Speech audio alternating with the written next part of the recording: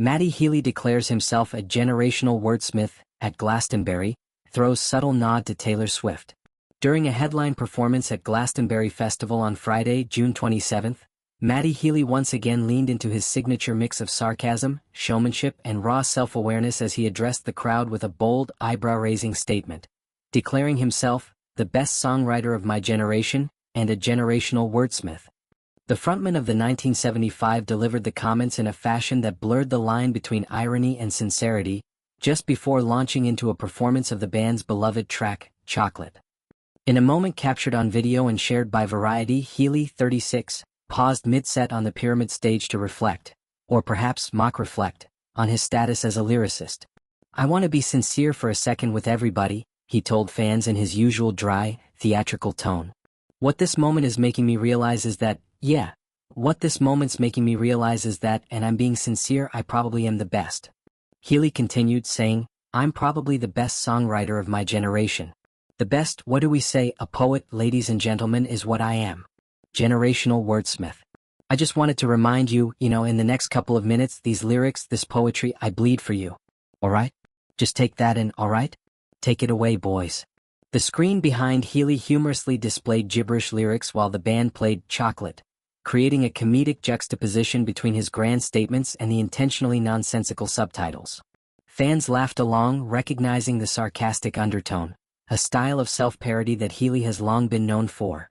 Following the performance, Healy clarified, "I was only joking about being a poet," according to Daily Mail, reinforcing that the bit was largely tongue-in-cheek, although his sharp lyrical prowess and emotionally charged songwriting have long earned him praise among fans and critics alike. A subtle swipe at Swift?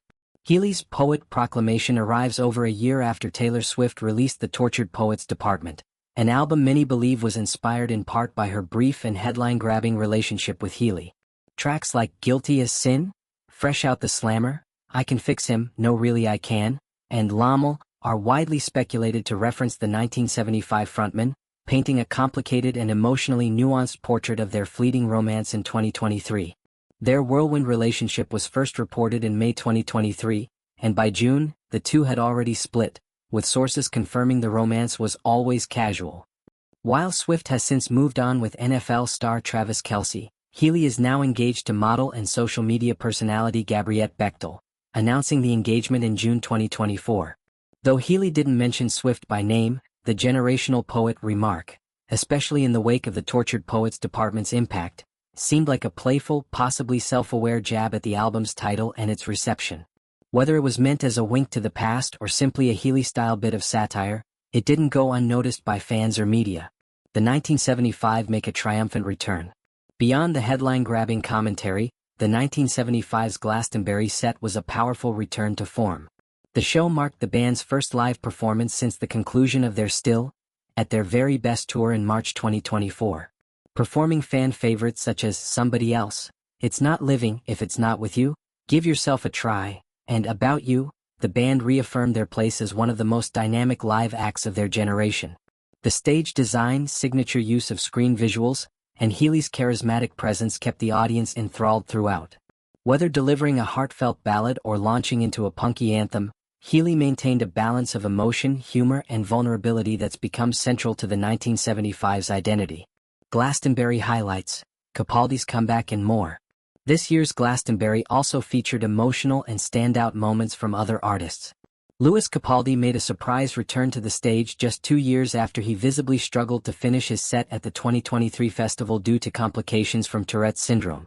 Addressing the crowd with gratitude and humility, Capaldi said, "So good to be back," adding, "Second time's a charm."